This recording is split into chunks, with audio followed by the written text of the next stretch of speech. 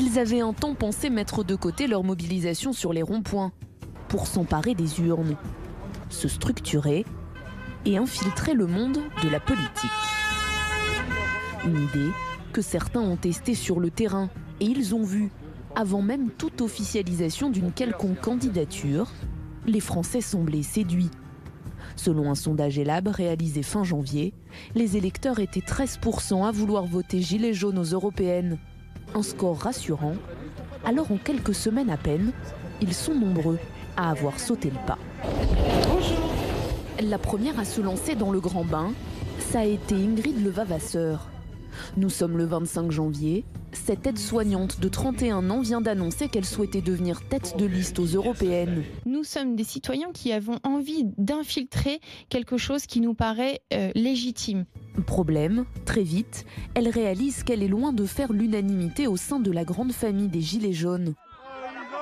Des dissensions apparaissent, ses acolytes jettent l'éponge et elle finit par renoncer. Mais plus les jours passent, plus les candidatures annexes se multiplient. Aujourd'hui, je l'appelle à revenir à la source, c'est-à-dire ça serait un non-sens qu'on soit divisé, elle et moi, parce que nous avons eu les mêmes valeurs et le même engagement à l'initial. Aïk Chahignan, son éphémère directeur de campagne, crée son propre mouvement, le MAC, Mouvement Alternatif Citoyen.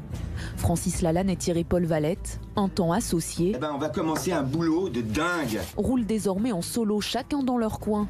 L'un dirige le rassemblement Gilets jaunes citoyens, l'autre confirme ses intentions d'aller jusqu'au bout.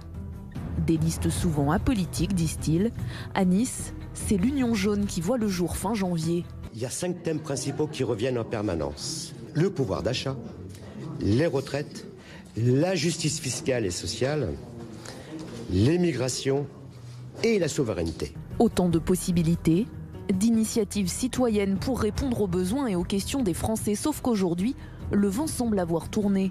Selon des récents sondages, une hypothétique liste jaune aux européennes ne raflerait pas plus de 4,5% des voix, loin derrière toutes les autres formations politiques. Les électeurs ne semblent plus vraiment y trouver leur compte. Certains responsables du mouvement l'ont d'ailleurs bien compris et n'y sont pas favorables. C'est le cas de Benjamin Cauchy. Un mouvement qui s'essouffle et des ambitions revues à la baisse. Les Gilets jaunes ont jusqu'au 3 mai pour déposer leur candidature.